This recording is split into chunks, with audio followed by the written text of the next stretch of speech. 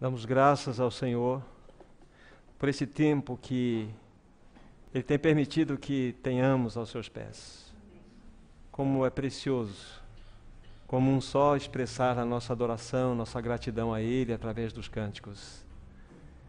Que também o Espírito Santo em nós, entre nós, possa passear livremente e que a palavra que está reservada para nós, possamos acolhê-la com mansidão em nossos corações. Então, vamos ter uma palavra de oração ainda, irmãos. Maravilhoso Pai, nós somos imensamente gratos a Ti. Tu nos tens dado um dia tão precioso nesse primeiro tempo que inicia esta semana. Tivemos um momento glorioso em Tua presença pela manhã, no partir do pão, juntamente com Teu Filho amado, o doce Espírito em nós, entre nós. E nesta noite, queremos ouvir aquela verdade presente que Tu tens reservado para os nossos corações, para que tudo aquilo que Tu desejas falar a nós, seja em encorajamento, seja em admoestação, mesmo exortação, que tenhamos os corações abertos para receber diretamente de Ti. Queremos sair daqui desafiados em nossos corações, para que nós possamos ser uma assembleia que honre, que glorifique o Teu santo e glorioso nome, para que possamos ter também em nossas vidas individuais um testemunho à altura do nome santo do nosso Senhor Jesus Cristo. Então fala-nos nessa noite, fala-nos que estamos todos aos Teus pés para ouvir-Te. Em nome amado, o nome precioso de Jesus que nós oramos, o Teu santo nome. Amém, Senhor. Nós vamos apanhar então nossas Bíblias e vamos abrir no livro de Colossenses. Nós vamos ter dois textos que estarão norteando o tempo que vamos estar juntos ministrando a palavra. Entendo da parte do Senhor que hoje nós estamos começando aos pés dele e teremos mais outras oportunidades para estar compartilhando esse encargo que está fortemente alicerçado no meu coração e desejo, com a ajuda do Espírito Santo, dispensar a todos os santos que estão juntos. Então, Colossenses, capítulo 1, versículo 18, é o nosso primeiro texto. Depois nós teremos um outro que estará nos acompanhando nesse tempo. Então, Colossenses 1, 18 diz assim: Ele é a cabeça do corpo da igreja. Ele é o princípio, o primogênito dentre os mortos, para em todas as coisas ter a primazia. O outro texto é 1 Pedro, capítulo 3, o verso é o 15. 1 Pedro 3, verso 15. A palavra do Senhor diz assim: Antes santificai a Cristo como Senhor em vosso coração, estando sempre preparados para responder a todo aquele que vos pedir razão da esperança que há em vós. Então esses dois textos vão nortear todo o tempo que nós vamos estar juntos aqui, recebendo do Senhor aquela porção, aquela medida que Ele quer dispensar aos nossos corações. Quando nós olhamos na primeira passagem lida, Colossenses 1, verso 18, nós precisamos aqui definir um termo que é muito importante para que nós possamos prosseguir. Ele é a cabeça do corpo da igreja. Ele é o princípio primogênito entre os mortos, para em todas as coisas ter a primazia. Esse termo igreja, é fundamental que nós entendamos o que significa igreja. A própria palavra, dentro do seu contexto original, tem como significado aqueles que são chamados para fora do contexto do mundo. E eu aqui agregaria um pensamento para que estes que foram chamados para fora do contexto do mundo possam ser usados de modo exclusivo pelo Senhor. Igreja é, na realidade, todos aqueles que fazem parte do corpo de Cristo. Ou seja, cada um de nós que, pela graça do Senhor, que passou pela obra do novo nascimento. O Espírito Santo não só trouxe vida ao nosso espírito, que outrora estava morto, separado de Deus, mas esse mesmo Espírito Santo nos batizou numa realidade espiritual, o corpo de Cristo. Mesmo que nós não tenhamos uma compreensão mais ampliada dessa verdade, foi exatamente isso que aconteceu. Quando nós nascemos de novo, nós não nos unimos a uma igreja. Quando nós nascemos de novo, nós somos colocados na igreja, no corpo de Cristo, pelo Espírito Santo. Então é tremendamente importante esta verdade, definirmos esse termo. Nós somos a igreja. Quando nós temos aquele relato, por exemplo, em Atos dos Apóstolos, logo no começo, vocês se lembram que havia 120 irmãos que estavam orando lá naquele cenáculo. E dentro dessa primeira realidade, dentro dessa primeira esfera, aqueles 120 irmãos eram 120 indivíduos que estavam no mesmo ambiente. Mas depois deles terem orado, nós vimos que houve uma manifestação maravilhosa, onde o Espírito Santo veio sobre eles, e houve aquela manifestação de línguas de fogo, e eles começaram a falar em língua estrangeira. Então o que aconteceu exatamente naquele cenáculo ali? Ali acontecia algo maravilhoso. Aqueles 120 irmãos, 120 indivíduos que estavam naquele contexto, depois da descida do Espírito Santo, eles passaram a ser membros de um único corpo. Eles não somente eram pessoas individuais, mas eles foram transformados em membros uns dos outros para expressarem uma realidade espiritual. Ali nasceu a igreja do Senhor Jesus Cristo. Então, quando você nasceu de novo, quando eu nasci de novo, o Espírito Santo imediatamente nos coloca nessa esfera, nessa realidade espiritual. Fazemos parte da igreja, a realidade espiritual. A igreja é algo muito maravilhoso. Ela tem a sua natureza espiritual. Por que a sua natureza é espiritual? Porque a sua origem é celestial e o seu destino é celestial. E isso nos mostra que ela então tem a sua esfera espiritual. A igreja é algo espiritual, é o corpo vivo de Cristo. Então, quando nós viemos para cá, nós não viemos para a igreja. Quando nós formos embora desse ambiente, nós não vamos embora da igreja. A igreja veio neste local para se reunir. A igreja, depois do reunir, vai para a sua casa. A igreja é o corpo vivo de Cristo. A igreja também é: maridos, amai vossas esposas. Pais, não irriteis vossos filhos. Filhos, obedecei vossos pais. Patrões, tratem com dignidade seus servos. Servos, obedecei vossos patrões. Isto é uma expressão viva do corpo de Cristo. Então é importante que nós definamos esse termo, igreja. Se eu e você, pela graça do Senhor, entendemos que se nascemos de novo, fazemos parte dessa realidade espiritual. Uma vez dito isto, então, qual é o encargo, qual que é a carga que o Senhor tem colocado ao meu coração? Então, vamos definir aqui numa expressão que vai também nortear o tempo que nós vamos estar juntos, tanto coletivamente como individualmente. Coletivamente, primeiro falando, quais são as evidências que caracterizam que uma assembleia local tem Cristo como seu cabeça? Essa é a questão. Quais são as evidências que caracterizam que uma assembleia, uma expressão da igreja, tem Cristo como cabeça? Nós vamos verificar que são 10 evidências que nós vamos trabalhar. Obviamente, não todas elas hoje. E elas são tremendamente desafiadoras para o nosso coração. Mas nós podemos também levantar essa mesma questão do ponto de vista individual. Vocês se lembram de 1 Pedro 3,15? Antes santificai a Cristo como Senhor em vossos corações. Não é isso? E assim nós vamos ter um preparo em nós para mostrar aos outros a razão da esperança que nós temos. Então o que nós podemos colocar? Quais são as evidências que caracterizam que um cristão tem Cristo como seu Senhor? Então, primeiro aspecto, o coletivo. Quais são as evidências que caracterizam que uma assembleia, uma expressão da igreja local, tem Cristo como seu cabeça.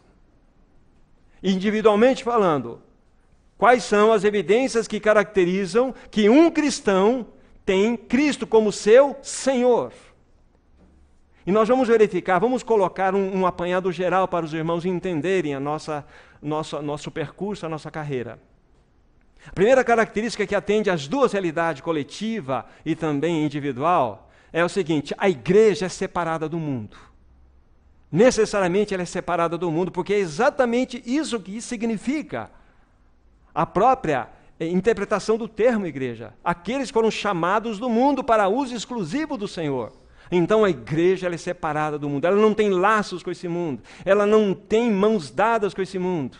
É impossível nós estarmos andando nos trilhos que o Senhor quer, como igreja, e dizemos que Cristo é o nosso cabeça se nós tivermos qualquer ligação, qualquer laço com esse mundo. Nós não poderemos dizer que Ele é o nosso cabeça. Da mesma forma como cristãos individuais que somos. Essa é a pergunta que nós fazemos. Qual é o meu envolvimento? Qual é o meu laço com esse mundo?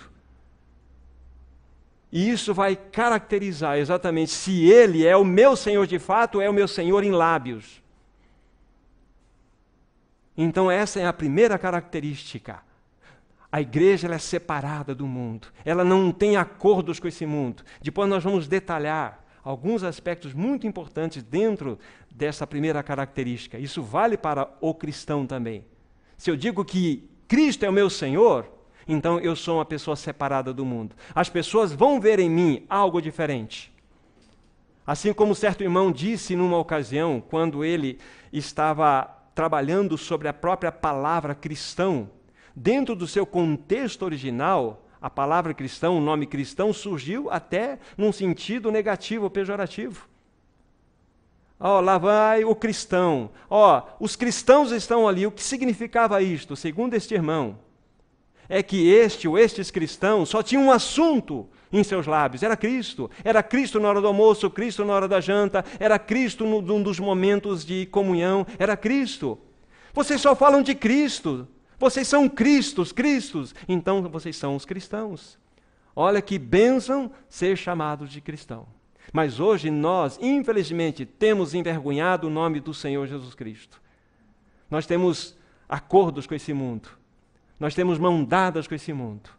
Então nós precisamos experimentar o que significa a separação deste mundo. Então a primeira evidência que caracteriza tanto coletiva como individualmente é sermos separados desse mundo.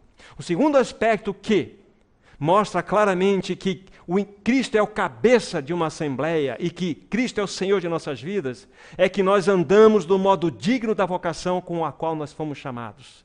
Efésios 4:1 diz lá: rogo-vos eu, Paulo, prisioneiro no Senhor, que andeis de modo digno da vocação a que fosse chamados, com toda humildade e mansidão, com longanimidade, suportando-vos uns aos outros em amor. Então temos andado de modo digno? Será que nós podemos ouvir como aquela esposa daquele homem lá dentro do contexto de Eliseu falou para o seu marido: veja que este que passa por nós é um santo homem de Deus. Como nós temos sendo conhecidos lá fora? Será que as pessoas têm visto em nós a santidade que não nos pertence? Será que temos andado de modo digno? Será que coletivamente nós estamos de fato dizendo que Cristo é o nosso cabeça? Como tem sido o nosso andar? Será que eu, individualmente, posso dizer: Cristo, Tu és o meu Senhor, mas eu tenho andado de modo digno? Eu tenho andado com toda humildade, mansidão, com longanimidade, suportando os outros em amor? Essa é a grande questão. Nós vamos trabalhar nesse assunto também. Esse é o segundo aspecto. O terceiro aspecto que muitos irmãos já ouviram falar, tanto coletiva como individualmente, nós somos cartas, escrita e lida, conhecida por todos os homens, porque ela foi escrita não com tinta, mas pelo Espírito do Deus vivente. O que as pessoas leem em nós, coletivamente falando? Qual é o tipo de mensagem que nós estamos dando às pessoas? Sem abrirmos os lábios, nós estamos pregando uma mensagem. Se nós estamos proclamando que Cristo é o cabeça da Assembleia, então nós precisamos ser cartas conhecidas e lidas por todos os homens. E estas cartas foram escritas não com tinteiro, com caneta de tinta, mas pelo Espírito do Deus vivente. Isso vale para nós individualmente. Eu estou dizendo que Cristo é o meu Senhor. Então, lá no meu trabalho, quando eu estou longe dos olhos de vocês, quando eu estou tomando as minhas decisões, então, este senhorio vai ser demonstrado quando as pessoas lerem em mim uma mensagem que eu sou diferente, porque eu não faço parte mais desse mundo. Eu fui comprado desse mundo. Então esse é o terceiro aspecto. O quarto aspecto que vai caracterizar o encabeçamento de Cristo numa assembleia, o senhorio de Cristo na vida de um cristão, é que somos escravos de amor por Cristo Jesus. Somos aqueles escravos que desejaram ter as orelhas furadas para que todos pudessem ver. Nós queremos servir ao nosso Senhor com os nossos corações. Somos escravos de amor dele. Essa é uma característica maravilhosa. Tanto coletiva como individualmente falando. Somos escravos de amor. Mas nós precisamos avançar mais. Há uma outra característica que nos mostra que o encabeçamento de Cristo numa assembleia vai ser genuíno quando nós não somente ansiarmos pela disciplina do Senhor, mas quando nós amarmos a disciplina do Senhor que vem sobre nós, porque nós sabemos e teremos absoluta certeza que esta disciplina vem com um objetivo, a formação do caráter de Cristo em nós.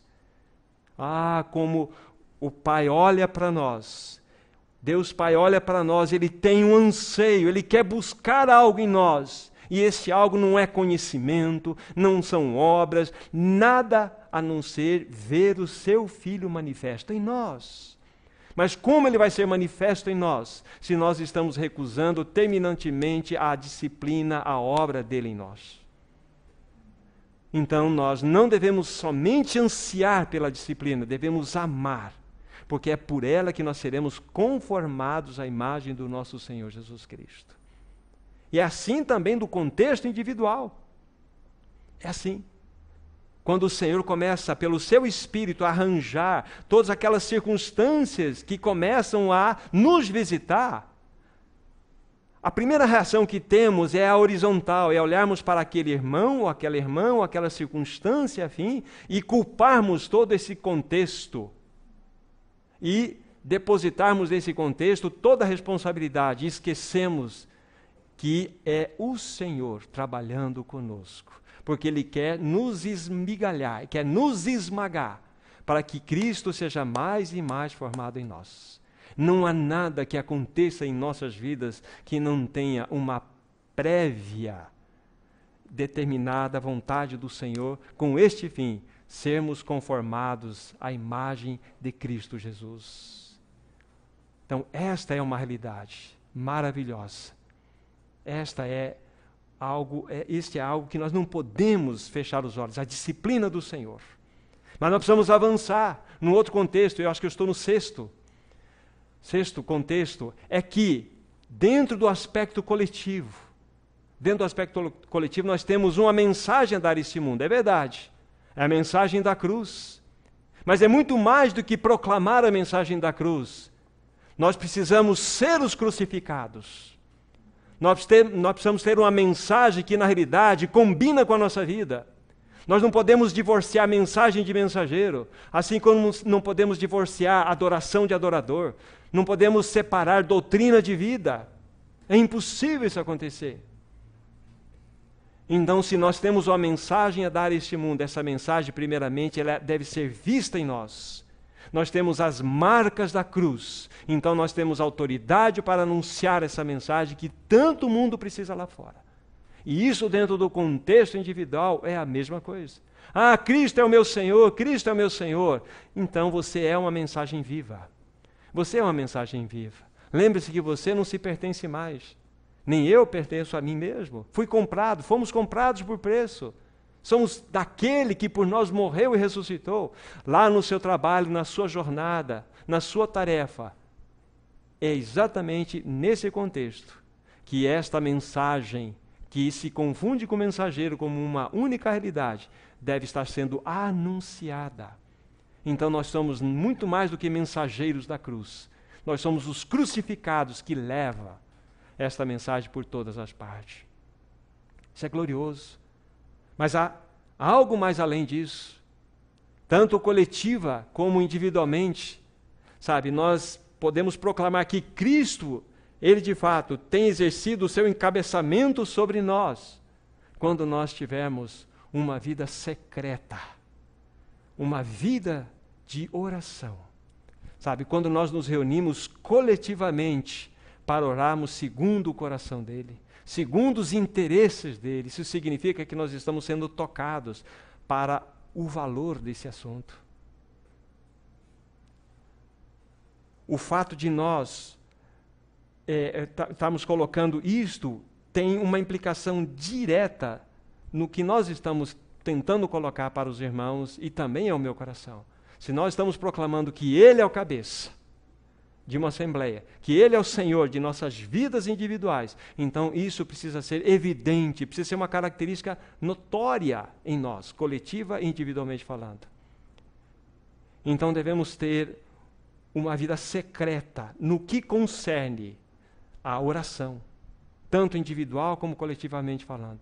O segundo aspecto que está aliado a este, que nós caminhamos dentro dessas características afins, seria uma vida de intimidade com a palavra dele. Qual é o nível de realidade de palavra que nós temos tido ao coração? Será que nós temos dedicado a palavra? Será que nós temos, de fato, exercitado o nosso coração a nos alimentar dessa palavra? Se todos nós coletivamente fazermos isto, que reunião preciosa, que reunião rica nós vamos ter do povo de Deus. Mas isso é o resultado de uma vida individual aos pés do Senhor, como falamos, tanto em oração, uma vida secreta, como na meditação da palavra do Senhor. Quanto tempo eu e você temos gasto na palavra? Essa é a questão. Isso tem algo maravilhoso para nos mexer, para nos chacoalhar. Mas nós precisamos avançar. Eu creio que estão faltando duas situações. Duas situações. É que uma igreja para anunciar, uma assembleia local para anunciar o encabeçamento de Cristo sobre ela, ela precisa ser guiada pelo Espírito Santo. Ela precisa ter a sensibilidade em seus ouvidos espirituais para ouvir em que direção ela deve seguir. Nós precisamos ouvir, aprender a ouvir a voz do Espírito Santo. Então, quando nós pegamos essa penúltima situação e vamos associando às anteriores, vemos que isso forma uma corrente com muitos elos. Que se nós quebrarmos um destes elos, nós quebramos toda a corrente. Que é impossível nós, de fato, sermos guiados pelo Espírito se, dentro do primeiro aspecto, nós temos um laço com esse mundo. Então, como que o Espírito Santo vai nos guiar, tanto coletiva como individualmente falando, se nós temos mãos dadas com esse mundo? Não vai. É impossível. Irmãos, nós fomos chamados para sermos apartados para uso exclusivo do Senhor. Há um texto na palavra do Senhor que diz assim, né? E um morreu por todos, e todos morreram. Não é isso? E logo todos morreram. Né? Para que os que vivem não vivam mais para si mesmos, mas por aquele que por eles morreu e ressuscitou. Para quem nós vivemos? É que nós não compreendemos ou não queremos compreender muito bem o que significa ser cristão. O que significa ser parte de uma realidade espiritual que é a igreja. Será que temos compreendido isto? Será que temos levado a sério isto? Irmãos, o Senhor tem trazido a nós uma verdade presente. É um desafio profundo que nós devemos, de fato, encará-lo. O Senhor tem, por sua graça, aberto os caminhos aos nossos corações. A questão é como vamos responder. Como estamos respondendo a isso, a tudo que o Senhor está nos dando? Essa é a questão. Porque se nós não respondermos, outros responderão. E nós nos constituiremos numa casca religiosa. Vamos continuar nos reunindo, vamos continuar cantando, vamos continuar até partindo o pão, mas nós não seremos mais do que uma casca. E o Senhor demanda algo de nós. Ele quer que nós tenhamos, de fato, estas características que evidenciam de modo notório que Ele é o cabeça da Assembleia e que Ele é o Senhor, individualmente falando, de cada um de nós. Se Ele é Senhor, Ele tem direito em mexer em todos os assuntos do meu viver. Ele tem que mexer nos meus valores, Ele tem que mexer nos meus assuntos, nas minhas escolhas. Ele precisa mexer no meu estilo de vida. Ele precisa mexer, senão Ele não é Senhor. Senão Ele é apenas um Senhor lá de lábios, e não um Senhor que de fato caracteriza como aquele que manda, que comanda cada um de nós. Então, faltando um apenas para fechar, dentro do aspecto introdutório, as 10 evidências que caracterizam o encabeçamento de Cristo e o senhorio dele na vida de nós individualmente, é que nós somos conhecidos pelo amor, ou precisamos ou devemos ser conhecidos pelo amor. Ouvimos isto recentemente. Nós devemos e precisamos ser conhecidos pelo amor. Nisto conhecerão que sois meus discípulos, se vocês amarem-se uns aos outros. Esse é o ponto. Então, que nós temos todo esse fechamento, 10 características. Há outras que nós podemos agregar, mas estas mexem conosco. Estas, de fato, desafiam o nosso coração. Cada uma delas. Cada uma destas características. Então, quando nós olhamos aqui, Ele é a cabeça do corpo da igreja, então nós devemos entender que para que Ele exerça, de fato, o encabeçamento sobre uma assembleia, então, estas e tantas outras, mas eu creio que estas situações precisam ser evidentes em nós. O que o Senhor espera é um caminho no nosso coração, para que Ele, então, quando encontrar esse caminho em cada um de nós e coletivamente falando, Ele, achando esse caminho, Ele vai, então, produzir meios pelos quais nós experimentaremos cada uma dessas realidades. Cada uma delas. Então, uma vez que fizemos dentro desse primeiro momento, sabe, essa exposição panorâmica, precisamos detalhar algumas coisas até onde for possível hoje, dentro da primeira característica que nós abordamos. Então, para que possamos notoriamente ver que Cristo está exercendo o seu encabeçamento sobre uma assembleia, ela precisa ser separada do mundo. Vamos pegar 2 passagens, então, olhando dentro dessa primeira característica, e essas 2 passagens são 2 capítulos, o início desses 2 capítulos, capítulo 30 de Isaías e o capítulo 31 desse mesmo livro. Nós temos aqui uma palavra de exortação que vai nos ajudar. Capítulo 30 de Isaías mostra-nos algo muito interessante. Observe, por favor, os primeiros versos, capítulo 30 de Isaías. Ai dos filhos rebeldes, diz o Senhor, que executam planos que não procedem de mim, e fazem alianças sem a minha aprovação para acrescentarem pecado sobre pecado, que descem ao Egito, sem me consultar, buscando refúgio em Faraó e abrigo à sombra do Egito. Mas o refúgio de Faraó se vos tornará em vergonha, e o abrigo na sombra do Egito em confusão. Aqui está. Nós sabemos que dentro do aspecto da figura, do tipo, o Egito representa o mundo, e Faraó aponta-nos para Satanás. E a Bíblia está trazendo uma exortação aqui, o profeta está exortando o povo de Deus, e chamou o povo de Deus aqui como filhos que são rebeldes. Será que, se nós formos honestos e sinceros, será que de uma forma ou outra nós não podemos estar fazendo parte destes que estão recebendo a exortação aqui? Ai de vocês, filhos rebeldes, que executam planos que não procedem de mim. Olha só. Temos buscado o Senhor, temos buscado o seu conselho, temos buscado conhecer a sua mente, temos buscado conhecer o seu coração, para compreendermos qual é a vontade dele para nós. Olha só uma outra situação, e fazem aliança sem aprovação. Será que nós estamos fazendo aliança com este mundo? Então nós precisamos ser orientados pelo Espírito. O Senhor Jesus diz assim: Pai, eu rogo a Ti não para que eles sejam tirados deste mundo, mas sejam guardados do mal.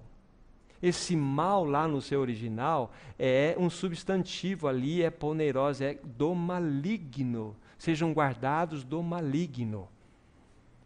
Uma coisa muito importante para os meus irmãos e para mim também. Ruth Paxson, num dos seus livros, eu creio que quando ela, aqueles três volumes que fala uma vida num plano mais alto, eu creio que é neste livro, posso estar enganado, um destes livros, mas posso estar enganado, mas é Ruth Paxson. Ela faz uma colocação muito significativa que vai nos ajudar de uma maneira bastante enfática.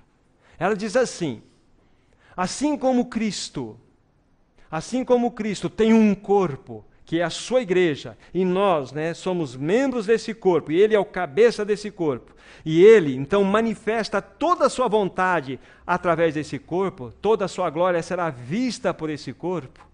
Da mesma forma, Satanás tem um corpo, pelo qual ele se movimenta. E qual é o corpo de Satanás? É o mundo, com todos os seus tentáculos. Esse mundo, a partir da queda, ele se tornou um sistema caído. Tudo que nós conhecemos de política, educação, religião, tudo que nós conhecemos e que tocamos, isso tem, na realidade, a assinatura da queda. E é exatamente por todo esse sistema maligno que Satanás se movimenta. Os braços, pernas, mente, os olhos, tudo que Satanás tem para utilizar um contexto nós estamos é através do mundo. Então vejam só, quando nós olhamos essa palavra aqui, como isso deve chamar a nossa atenção. Qualquer tipo de acordo com esse mundo, qualquer tipo de aliança com esse mundo, devemos saber que nós estamos pisando em território satânico. Mas é interessante que há pouco nós falamos que o Senhor Jesus nem pediu para que fôssemos tirados desse mundo. Nós devemos ser nesse mundo luzeiros, luz nesse mundo. Nós devemos resplandecer como luzeiros nessas trevas nas quais nós estamos inseridos, para que nós brilhemos nesse mundo. Mas o que acontece hoje com o povo de Deus, conosco? Não há uma diferença, não há uma distinção. Nós não conseguimos mais ver a diferença entre aqueles que são do povo de Deus e aqueles que são no mundo. Porque muitos daqueles que fazem parte do povo de Deus têm importado as coisas do mundo para trazerem dentro do contexto como é chamado a igreja. Então nós importamos as músicas, nós importamos os costumes, nós importamos as metodologias, nós importamos até os mecanismos de como nós podemos crescer dentro de um contexto informativo do mundo. Esta é a realidade na qual o povo de Deus está inserido. Mas aqui é uma palavra de exortação bastante dura para nós. Ai de vós, filhos rebeldes, ai de vós. Irmãos e irmãs, nós estamos sendo chamados para uma realidade, para um contexto de um andar diferente. E esse contexto envolve compromisso, primeiramente com o Senhor. Individualmente falando, porque isso toca-nos naquele segundo aspecto. Santificar a Cristo como Senhor em nossos corações. Mas também tem uma implicação coletiva, porque Ele é o nosso cabeça. Irmãos, e dentro desse contexto, quando nós temos a consciência que fazemos parte do corpo de Cristo, somos membros um dos outros. O que eu faço lá fora tem uma implicação direta com você. Quando eu tenho uma vida torta lá fora e mascaro isso aqui dentro da Assembleia, eu trago morte para a Assembleia. É assim que nós fazemos. Se assim procedermos. Porque nós somos parte de uma realidade espiritual. É por isso que a palavra do Senhor ela é tão forte e tão precisa no que concerne àqueles que participam da mesa do Senhor. Examine-se, pois, o homem a si mesmo e assim coma do pão e beba do cálice. Mas a Bíblia fala assim que nós não podemos comer de modo indigno, porque estaríamos comendo e bebendo juízo para nós mesmos. Porque isso tem uma implicação de realidade espiritual, irmãos e irmãs. Eu sei que essa palavra tem um cunho de exortação, mas esse é o objetivo mesmo para todos nós. É a verdade presente. Então nós temos chamados para andarmos com um compromisso. Então qual é o compromisso que tange a mim no caminhar que o Senhor tem dado? Juntos. Qual é o compromisso que envolve a cada um de vocês? Essa é a realidade. Nós somos chamados para esse contexto. Então aqui tem essa implicação. O que você e eu fazemos lá fora tem um resultado direto no andar sim. E o Senhor vai tratar conosco. Então vejam só a seriedade da situação. Então nós estamos vendo esse aspecto primeiro, do encabeçamento de Cristo, que será genuíno numa assembleia quando de fato estivermos gozando, pelo menos de passos a passos, de uma libertação, de uma separação desse mundo. Nós somos separados, precisamos ser separados desse mundo. Aí na continuação da própria leitura, capítulo 30, onde estamos, diz assim, olha, esses que fazem aliança em minha aprovação e acrescentam pecado sobre pecado, descem ao Egito sem me consultar, buscando refúgio em Faraó e abrigo à sombra do Egito. Olha só. É assim. Veja que palavra de exortação que nós estamos recebendo, irmãos e irmãs. Que seriedade. Aí tem a consequência, mas, adversativa aqui, mas, diz aí, o refúgio de Faraó se vos tornará em vergonha, o abrigo na sombra do Egito, em confusão. Porque é isso mesmo, o mundo é caído. O mundo é caído. Agora, só para que vocês vejam, já não bastasse essa palavra de exortação, veja o início do capítulo 31, desse mesmo livro. Ai dos que descem ao Egito, em busca do socorro, e se estribam em cavalos, que confiam em carros, porque são muitos, e em cavaleiros, porque são muito fortes, mas não atentam para o Senhor, o Santo de Israel, nem buscam ao Senhor. Olha, novamente uma palavra de exortação para nós. E começa com ai dos que descem ao Egito, em busca do socorro. Irmãos, o Senhor tem esperado, por quanto tempo, um povo separado? O Senhor tem esperado por quanto tempo uma assembleia na qual Ele pode encontrar um repouso? O Senhor tem esperado tanto tempo. O que acontece conosco, irmãos e irmãs? O que acontece com o povo de Deus? Será que dentro desse primeiro contexto, nós não precisamos, nós mesmos, estar recebendo estas palavras de exortação? Para que nós, de fato, façamos uma avaliação do contexto que estamos inseridos. Fala, Senhor, por Tua graça, ache um caminho no meu coração. Eu digo, eis-me aqui. Ou dizemos, eis-nos aqui. Para que o Senhor faça tudo o que for necessário fazer. Senhor, queremos que Tu sejas o cabeça de uma assembleia, desta assembleia. Queremos que Tu sejas o cabeça. Queremos, Senhor. Esta é uma realidade, irmãos, que nós não podemos negociar. O inimigo vai fazer de tudo, para nos comprometer, vai fazer de tudo para que nós não rompamos os laços com o inimigo.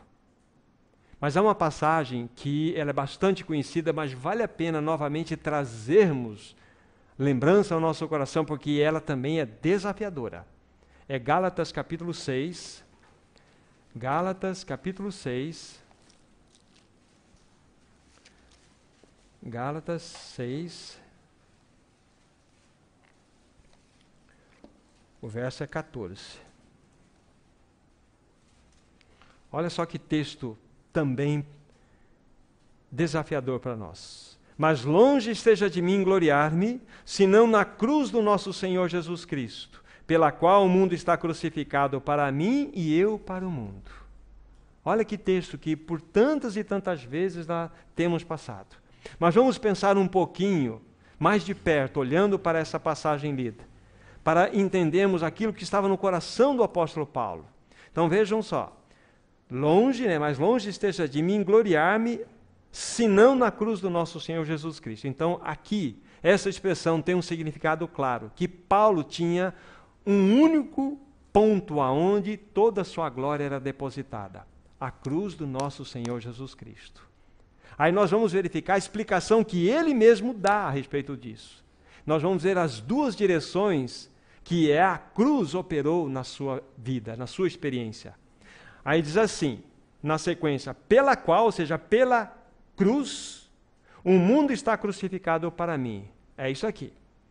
É o primeiro aspecto. O mundo está crucificado para mim. Então, vamos fazer aqui uma colocação para compreendermos. O mundo está crucificado para mim. Então devemos ver na esfera do mundo uma cruz. Paulo está do lado de cá, estamos do lado de cá está o mundo e há uma cruz nesse mundo. O mundo está crucificado para mim. Isso significa o quê? Porque cruz remete para a morte. Significa que não há nada nesse mundo, não há absolutamente nada de atrativo que possa ganhar o meu coração, porque ele está morto para mim, ele está crucificado para mim, ele não representa mais nada para mim, porque eu fui separado desse mundo, eu morri para esse mundo, eu estou numa outra esfera. É exatamente esse o ponto que está dizendo. Paulo está dizendo, eu não tenho nada aqui que me atraia, nada, absolutamente nada, esse mundo não existe mais para mim. Esse mundo e todo o seu contexto não representa mais absolutamente nada. Então veja como que Paulo, ele, de fato, quando ele diz que se gloriava na cruz de Cristo, isso era uma realidade para ele. O mundo não representava mais nada. Mas ele parou aqui? Não parou aqui. Tem a segunda parte da colocação que ele faz. Na sequência ele diz assim, e eu para o mundo. Então nós invertemos agora. Nós estamos do lado do mundo e nós estamos olhando Paulo. Ou o mundo está aqui e estamos aqui. Sendo esse contexto o mundo, assim, e eu para o mundo. Ou seja, há uma cruz em Paulo. Paulo está morto para o mundo. Significa que o mundo não vê nada em Paulo que possa atraí-lo. O mundo não tem nada de interesse em Paulo, que Paulo é um morto para o mundo, para os negócios do mundo, pelos prazeres desse mundo. Paulo não existe mais para esse mundo. Então não só o mundo está crucificado para Paulo, mas Paulo também não representa mais nada para esse mundo. Porque são duas realidades diferentes. Então vejam só que quando nós dizemos aqui, nós nos gloriamos na cruz do nosso Senhor Jesus Cristo, então tem que ter essa experiência. O mundo, em fato, ele não representa mais nada para nós. E nem nós representamos algo para o mundo. Mas é interessante que o mundo, muitas vezes, nos procura por quê? Porque nós oferecemos atrativos a este mundo. O mundo percebe em nós que nós não somos separados. O mundo percebe em nós que nós temos áreas em nossas vidas que ainda são favoráveis. Então o mundo chega até nós de várias formas, porque não há uma experiência genuína de separação. A cruz não operou de modo integral. Então como que nós vamos proclamar que nós somos uma assembleia, que Cristo é cabeça dela? Como que vamos dizer que somos cristãos e proclamarmos que Ele é o Senhor em nosso viver, se ainda há brechas, se há lacunas, se há caminhos de acesso ao mundo e nós para o mundo? Aquela crucificação que não foi tão forte assim, não nos levou a uma morte genuína. Irmão, se nós desejamos andar como o Senhor deseja que andemos, então precisamos reavaliar, nos humilhar diante do Senhor, para que possamos experimentar tudo aquilo que o Senhor deseja para nós, coletiva e individualmente falando. Nós precisamos trazer as marcas de Cristo. Olha o versículo 17, só para que vejamos aqui, quando Paulo está encerrando essa carta, o que ele diz? Quanto ao mais, ninguém me moleste, porque eu trago no corpo as marcas de Jesus. E aqui são marcas literais, porque nós sabemos o quanto Paulo padeceu. Mas Paulo, ao padecer, ele sabia que não se pertencia mais a si mesmo e nem pertencia mais a esse contexto do mundo.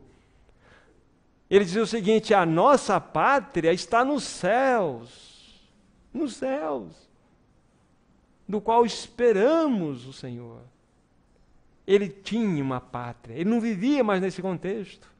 Ele tinha absoluta convicção. Tanto é que ele disse o seguinte: olha, para mim, o viver é o quê? Para mim, o viver é Cristo e o morrer é lucro. A primeira parte nós dizemos com bastante força, mas o morrer é lucro, nós temos dificuldade. Porque nós temos muito acordo com esse mundo. Então Paulo podia dizer assim: eu trago no meu corpo as marcas de Jesus. São marcas literais de perseguição, de chibatada, de varadas. Vocês se lembram dentro daquele contexto que ele estava com Silas, quando ele foi para Filipos, e dentro daquele contexto, vocês olhem lá capítulo 16 de Atos dos Apóstolos, isso para vocês depois, devido à ação de Paulo e Silas, né, quando eles expulsaram o demônio daquela que adivinhava e dava muito lucro para os seus senhores, aquilo resultou na prisão de ambos. E nós vimos que no contexto, quando eles foram lançados na masmorra, perto da meia-noite, eles oravam e cantavam louvores a Deus com o lombo doendo de tanta chibatada que tinham recebido. Porque eles sabiam que não se pertenciam mais. Eles sabiam claramente que eles pertenciam àquele que por eles havia dado sua vida. Então, para eles, estavam louvando o Senhor dentro daquele contexto, como depois louvaram na própria casa do carcereiro, como o carcereiro estava limpando suas feridas. Eles eram pessoas separadas desse mundo. Viviam para a glória do Senhor.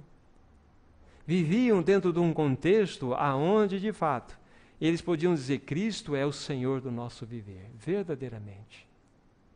Então eles tinham autoridade. Isso é algo tremendamente significativo para nós. Como nós teremos autoridade para anunciarmos que Cristo nos libertou do mundo, enquanto estamos de mãos dadas com Ele? Não teremos liberdade. Não teremos autoridade alguma. Irmãos e irmãs, o Senhor tem nos chamado para uma vida aos seus pés. Uma vida diferente. Uma vida que tem um compromisso com este Senhor. Essa é a situação. O Senhor Jesus nunca se preocupou com multidões. Pelo contrário. O Senhor Jesus, Ele parava as multidões e fazia algumas perguntas a elas. O que vocês querem? Olha, aquele que não deixar pai, mãe, aquele que não deixar todas as coisas, não abandonar a sua própria vida, não pode ser meu discípulo. Porque é impossível nós sermos seguidores de Cristo Jesus sem a operação da cruz em nós. É impossível. Quando o Senhor permitir que nós vejamos aquele aspecto, né, de que nós somos os mensageiros de uma mensagem, porque a cruz é uma realidade em nós, vamos estar entendendo que é impossível, primeiramente, sermos regenerados à parte da obra da cruz. É impossível a expressão da igreja ter, de fato, uma questão genuína do encabeçamento de Cristo se não for pela cruz. É impossível que o reino manifeste toda a sua realidade sem a operação da cruz. Por quê? A cruz rege este universo. A cruz governa o coração da Trindade. Então, não há possibilidade. Então, quando nós olhamos aqui dentro daquele contexto que estávamos examinando, Paulo e Silas eram aqueles que se gloriavam de verdade na cruz do nosso Senhor Jesus Cristo. O mundo estava crucificado para eles e eles também para o mundo. E essa é a realidade. Agora, como que nós vamos proclamar isso, irmãos? Então nós precisamos colocar a boca no pó. Nós precisamos nos humilhar diante do Senhor. Porque se o Senhor tem nos chamado para um andar, para um compromisso, Ele tem exortado o seu povo por todos os lados. Então, a questão é que resposta nós estamos dando. Ele nos visita, Ele nos traz uma verdade presente, mas como nós estamos respondendo a esta verdade? Essa é a questão. Qual é o nível de compromisso que você e eu tenho ou temos tido com Ele, coletivamente falando e individualmente aos seus pés? É uma palavra de exortação, mas é uma palavra que nós precisamos passar por ela. Nós precisamos verdadeiramente passar por ela. Agora nós vamos pegar, irmãos, o livro de Êxodo, e vamos nos fundamentar aqui em 5 passagens que nós vamos verificar para entendermos quais são as táticas que Satanás utiliza para que nós fiquemos, então, amarrados a este mundo. E desta forma, então, nós não experimentemos o quê? A separação dele. Então, Êxodo, capítulo 5. Então, nós temos aqui uns versos iniciais que, a partir do primeiro, precisam ser lidos para entendermos os contextos depois, para compreendermos então quais são as estratégias, as táticas, os arranjos satânicos para que nós fiquemos amarrados nesse mundo e não avancemos segundo o Senhor quer que avancemos. Então vamos lá, capítulo 5, os primeiros versos para entendermos o contexto. Depois foram Moisés e Arão e disseram a Faraó: assim diz o Senhor, Deus de Israel, deixa ir o meu povo, para que me celebre uma festa no deserto. Respondeu Faraó: quem é o Senhor para que lhe ouça, eu, a vós, e deixe ir a Israel? Não conheço o Senhor, nem tampouco deixarei ir Israel. E eles prosseguiram: o Deus dos hebreus nos encontrou, deixa-nos ir, pois caminho de 3 dias no deserto, para que ofereçamos sacrifícios ao Senhor nosso Deus, e não venha ele sobre nós com pestilência ou com espada. Então lhes disse o rei do Egito: por que, Moisés e Arão, por que me interrompeis, ou interrompeis o povo no seu trabalho? Ide às vossas tarefas. Disse também Faraó: o povo da terra já é muito, e vós os distraís das suas tarefas. Então aqui está um primeiro movimento do Senhor no que concerne a sua vontade para libertar o seu povo do Egito. Então ele levanta Moisés, nós sabemos todo o contexto anterior, e aqui está juntamente com ele Arão, seu porta-voz. E eles então vão à presença de Faraó, ao mando do Senhor, dizendo: aí assim diz o Senhor, Deus de Israel, deixa meu povo ir. Então o primeiro aspecto, a primeira palavra, interferência do Senhor, dizendo que ele queria um povo de exclusividade para ele. Esse povo então precisava sair do Egito, que é uma figura do mundo, sair das garras de Faraó, que é uma figura de Satanás. Deixa meu povo ir. Aí nós vimos aqui que Faraó teve uma resposta que ele disse: não conheço esse Senhor, e nem tampouco deixarei ir Israel. É interessante que ele diz assim no verso 3, que já lemos, prosseguiram dizendo: o Deus dos hebreus nos encontrou, deixa-nos ir, pois caminho de 3 dias no deserto. Olha só, 3 dias. Por que não 4, não 5, não 2, não 1, mas 3 dias? Porque tudo isso tem um contexto figurativo apontando para a obra da cruz do Calvário. Eles precisavam estar afastados do Egito por 3 dias, para que lá pudessem oferecer sacrifício. E ali seria então uma distância adequada que nos aponta para o sacrifício, para o altar, aponta-nos para a cruz. Eles estariam separados, libertos do mundo, somente ali. Então já era um indício, um caminho para que nós pudéssemos compreender o propósito de Deus. Que esses 3 dias fazem parte já de uma mensagem que o Senhor estava dando no que concerne à obra da cruz, que seria realizada pelo nosso Senhor. Então, deixa o povo ir significa separação. Eu quero que o meu povo saia do Egito. E uma outra coisa nós vamos ver mais adiante, é como se o Senhor dissesse assim: olha, é impossível vocês me servirem no Egito. E nós vamos ver que Faraó queria exatamente uma das suas táticas, é que o povo servisse a Deus no Egito. Mas o Senhor fala assim: não negocie, não negocie. E muitas vezes nós queremos servir ao Senhor de braços dados no Egito, no mundo. É impossível, irmãos. E Satanás acoberta-se. Ele sabe como nos manter prisioneiros. Então esse é um contexto que nós nos encontramos. Então, mediante esse pedido, a esse desejo que foi expresso aqui por Moisés e Arão, e a negativa de Faraó, aí nós vamos verificar as estratégias, que são 5 estratégias, que Faraó, então, ele utilizou para tentar segurar o povo no Egito e dissuadi-lo desse pensamento para que eles não fossem servir ao Senhor a caminho de 3 dias. Então, a primeira está aqui, olha. Vamos ler versículo 6 em diante. Já vamos pontuá-la, que vai ser o versículo 9. Naquele mesmo dia, pois deu ordem Faraó aos seus superintendentes do povo e aos seus capatazes, dizendo: daqui em diante não torneis dar a palha ao povo, para fazer tijolos como antes. Eles mesmos que vão e ajuntem para si palha, e exigireis deles a mesma conta de tijolos, que antes faziam, nada diminuireis dela.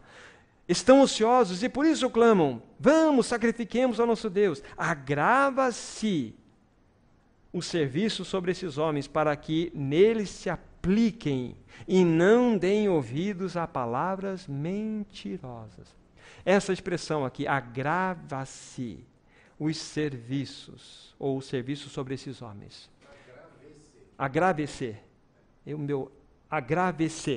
Agrave-se. Obrigado. O serviço sobre estes homens é assim. Satanás é astuto e ardil. Ele vai te encher de serviço. Ele vai te encher de atividade. Vai te encher de prosperidade. Vai te encher de coisas assim que são maravilhosas para atrair o teu coração. Para que você seja distraído de que somente poderá servir ao Senhor separado do mundo, caminho de 3 dias. Então desconfie de muitas coisas que visitem você. O mundo é astuto. O mundo é ardiloso. Satanás, ele arranja circunstâncias para que você seja próspero. Para que você fique então aí tão envolvido com os serviços desse mundo, com a aplicação do teu coração nesse mundo, que você não terá tempo para servir ao Senhor, caminho de 3 dias. Irmão, nós precisamos considerar isso. Nem toda a prosperidade vem do Senhor. Não vem. Eu tenho dito, e recentemente tive uma comunhão com o irmão na viagem feita recentemente, o irmão contando um pouco da sua experiência. Ele falou algumas coisas daquilo que ele havia alcançado em todo o seu trabalho. Eu disse o seguinte: meu irmão, o que eu penso sobre isso é dessa forma. Se o Senhor tem para você uma fazenda, vamos dar nesse contexto, e você se contentar com uma chácara, você está completamente errado, fora da vontade de Deus. Mas se o Senhor tem para você uma chácara e você ambicionar uma fazenda, você está desgraçadamente errado. Porque você vai estar entupido de coisas que o Senhor nunca abençoou a sua vida para esse fim. E você vai estar sendo agravado. Você vai estar sendo distraído de tudo aquilo que o Senhor tem para você. Então, coloque aos pés do Senhor. Vê se Ele tem para você um monte de coisa. Dá, e se vier das mãos dEle, será uma bênção. Mas se não vier, vai ser maldição para você. Então, coloque-se aos pés do Senhor. Então, a primeira tática, a primeira investida de Satanás é encher o povo dele, do Senhor, de serviço, para que eles fiquem completamente amarrados e não pensem que eles precisam, para servir o Senhor, andar caminho de 3 dias. Esse é o primeiro aspecto. O segundo aspecto está no capítulo 8. Capítulo 8 desse mesmo livro. Aí nós já estamos dentro daquele juízo de Deus que foi desferido contra o Egito, contra Faraó, para que o povo pudesse ser liberto. Então, nesse capítulo 8, nós temos aqui do versículo 25 a 27, já está dentro do aspecto da 4ª praga, que são as moscas. Então, veja só a tática de Satanás, a segunda tática.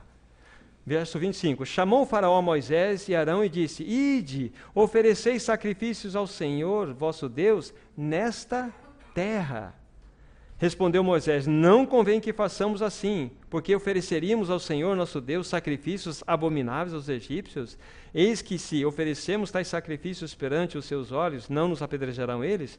Temos de ir caminho de 3 dias no deserto, e oferecemos ali sacrifícios ao Senhor nosso Deus, como Ele nos disser. Olha só, Satanás: não, vocês não precisam sair caminho de 3 dias. Ofereçam sacrifícios ao vosso Deus nesta terra.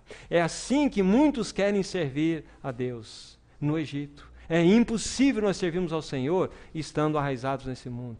É impossível, se nós não distanciarmos 3 dias de jornada, sermos úteis nas mãos do Senhor. Então, a segunda tática é fazer da igreja uma expressão mundanizada. Uma igreja que tem laços, mãos dadas com esse mundo. Será que é isso que nós queremos, irmãos e irmãs? Não é isso que nós queremos. Para nós servirmos ao Senhor, precisamos sair caminhos de 3 dias. Irmãos, o Senhor não rompe princípio conosco. Nos seus princípios que são expressão do seu próprio caráter. Então, Ele os coloca para nós. E Ele não vai romper os seus próprios princípios em nós. Ele jamais vai nos encher de uma atividade que vai nos roubar da comunhão pessoal de oração, da comunhão pessoal da leitura da palavra, da comunhão com os irmãos. Desconfie disso. Desconfie. Se você está sendo roubado, pode saber que tem estratégia de Faraó sobre a sua vida. Porque você está mais servindo ao mundo, às coisas, às tuas situações, e está rompendo um princípio do Senhor. Então, irmãos, se nós queremos o encabeçamento de Cristo, genuinamente falando, então nós não podemos servir ao Senhor dentro do contexto do Egito. Precisamos ser separados. Mas vamos avançar um pouco mais. Nesse mesmo capítulo, versículo 28, uma outra estratégia, outro laço de Satanás. Está dentro da mesma comunhão que eles tiveram. Então disse Faraó: deixar-vos-ei ir, para que ofereçais sacrifício ao Senhor vosso Deus no deserto. Somente que, saindo, não vades muito longe, e orai também por mim. Ficou até espiritual aqui, Faraó. Orai por mim, mas não vai muito longe. Não vá a caminho de 3 dias. Vocês não precisam caminhar 3 dias. Vocês precisam se distanciar até que o sinal de Wi-Fi, né, pode pegar do Egito. Vocês têm que estar envolvidos aqui, vocês não podem sair. Vocês lembram da história de Ló e Abraão, quando eles se separaram, pela dificuldade de relacionamento dos seus servos? Abraão falou para Ló: Ló, você escolhe, você vai para cá, eu vou para cá. Você vai para cá, eu vou para cá. Você vai para lá, eu vou para cá, enfim, você escolhe. Ló embeveceu-se quando olhou a campina de Jordão e viu que oásis maravilhoso. É para cá que eu vou. E ele foi para cá, Abraão foi para as montanhas. Aí diz aí, na sequência da passagem, Ló foi armando as suas tendas até as portas de Sodoma. Não estava nem lá em Sodoma, mas foi armando as suas tendas. É assim que Faraó quer que a gente sirva ao Senhor. Bem pertinho, não vai muito longe. Você precisa, afinal de contas, vai que você precisa de alguma coisa. Está tão pertinho. O altar nos separa genuinamente, porque é morte. Nós precisamos andar caminhos de 3 dias. Isso é representativamente falando, nós precisamos passar pela cruz. Sem morte para o mundo, sem morte para o Egito, sem morte para o Faraó. Nós estamos enredados, irmãos e irmãs. Nós seremos simplesmente mais um povo no meio de tantos. Agora, o que nós queremos? Qual é o compromisso que o Senhor tem dado a nós? Será que vamos responder adequadamente? O que o Senhor quer em todo esse contexto? Então, essa terceira estratégia de Satanás, olha, não vai muito longe. Olha, até vai um pouquinho, mas não vai muito longe. Mas vamos ver aí, a quarta estratégia, capítulo 10 desse mesmo livro, versos 10 e 11. Nós estamos dentro do contexto da 8ª praga dos gafanhotos.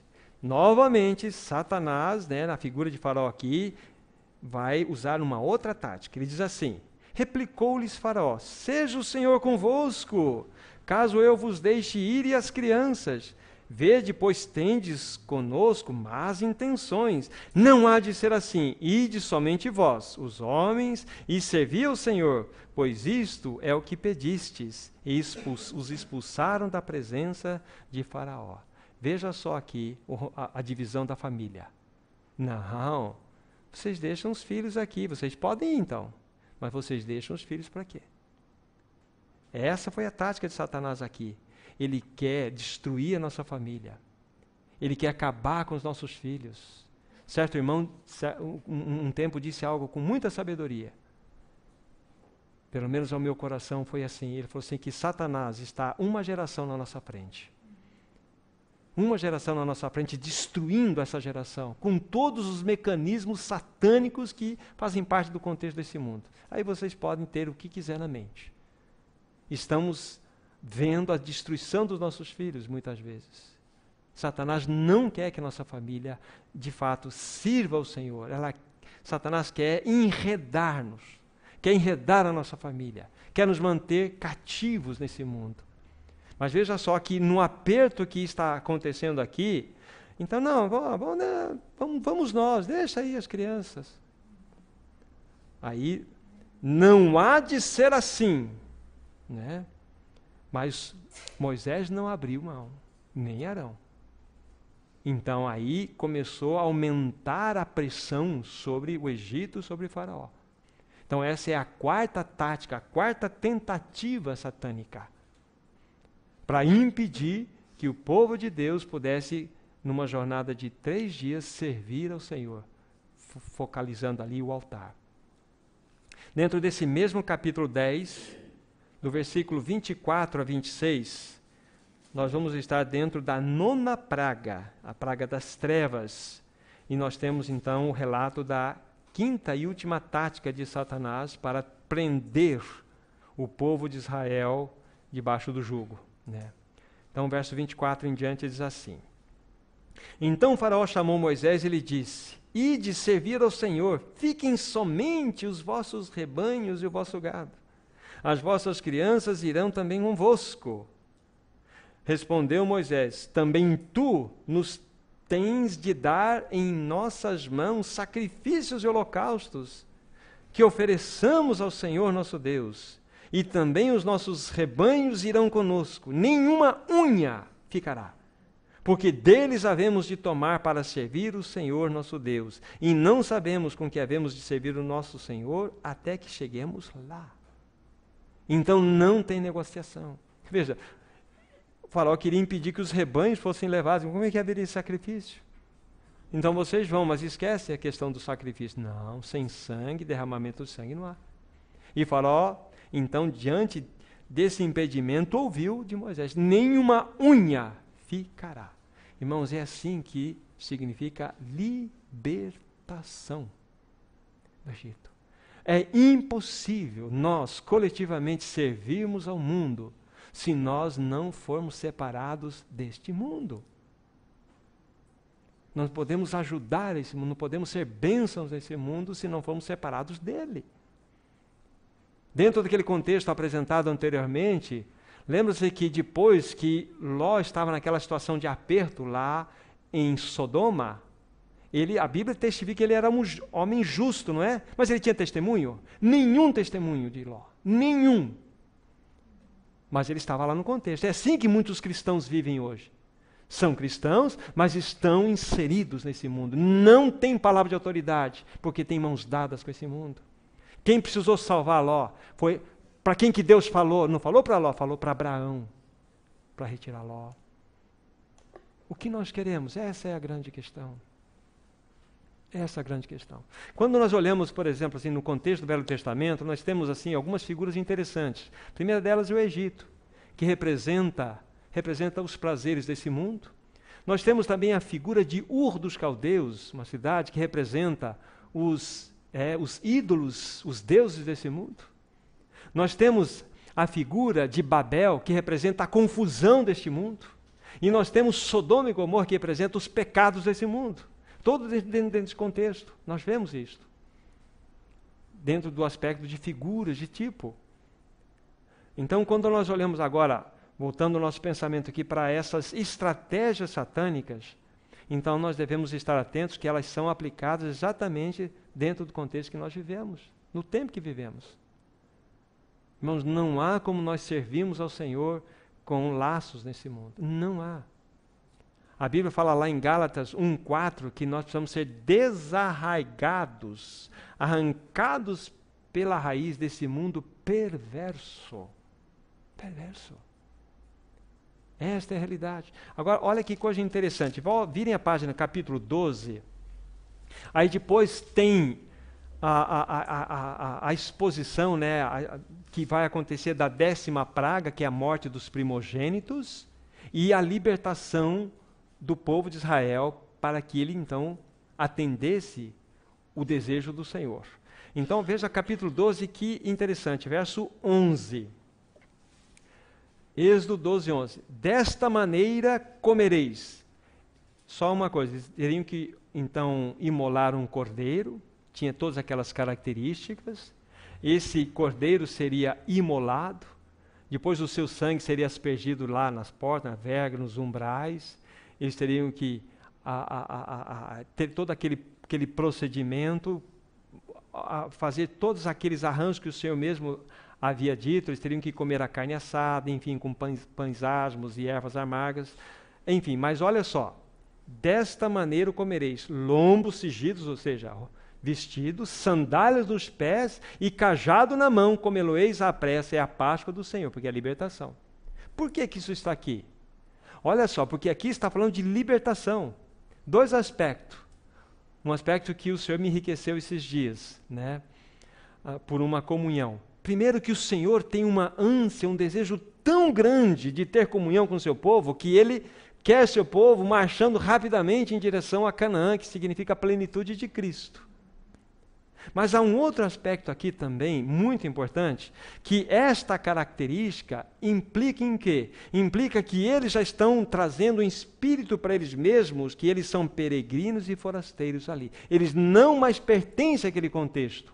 Eles vão comer aquela Páscoa vestidos, sandália nos pés, cajado na mão e à pressa. É assim. Quando nós somos libertos pelo Senhor, quando passamos pelo novo nascimento, quando passamos por essa obra, devemos entender que nós devemos sair às pressas. Nós não somos mais desse mundo, irmãos e irmãs. Morremos para Ele e o mundo morreu para nós. Esse é um contexto maravilhoso que nós vemos de libertação que o Senhor promove para nós. Aqui há uma libertação. Então eles saem, o Senhor quer tirá-los desse contexto do Egito para levá-los para um outro contexto, o contexto de Canaã, que é a figura da plenitude de Cristo. Bom, irmãos e irmãs, só para que nós façamos o fechamento dentro desse primeiro aspecto, é importante entender que se nós desejamos, de fato, que Cristo exerça o seu encabeçamento sobre nós coletivamente, isso deve ser muito claro para o nosso coração. Nós devemos ser uma assembleia separada deste mundo.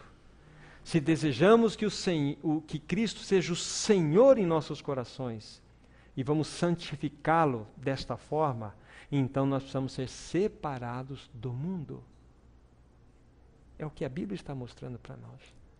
E assim, então, nós vamos atender às demandas do coração dele para conosco, coletiva e individualmente falando. Que o Senhor nos ajude, nos socorra dentro desse contexto, irmãos e irmãs. Eu sei que essa palavra teve um peso de exortação, mas é uma palavra de presente que nós precisamos ouvir, que o povo de Deus precisa ouvir. Nós precisamos nos posicionar com compromisso, com seriedade, diante de tudo que Ele tem falado ao nosso coração. Que sejamos socorridos, irmãos e irmãs. Amém. Nosso maravilhoso Senhor, nós somos gratos a Ti, porque Tu nos mostra que Tu desejas expressar-se como cabeça da Tua igreja, mas nós queremos confessar que muitas vezes nós temos, ou veladamente, ou de maneira aberta, ligações com esse mundo. E nós precisamos da Tua ajuda. Nós precisamos do Teu socorro. Acha um caminho no nosso coração. Queremos ser uma assembleia separada para uso exclusivo Teu. Nós queremos individualmente expressar que, de fato, o temos como Senhor santificado em nossos corações. Queremos viver vidas tais que glorifiquem o Teu santo nome, Senhor. Nos ajude, nos socorra, Senhor. Nós Te pedimos em nome santo, que é Teu mesmo, o Teu nome, Jesus. Amém, Senhor. Amém.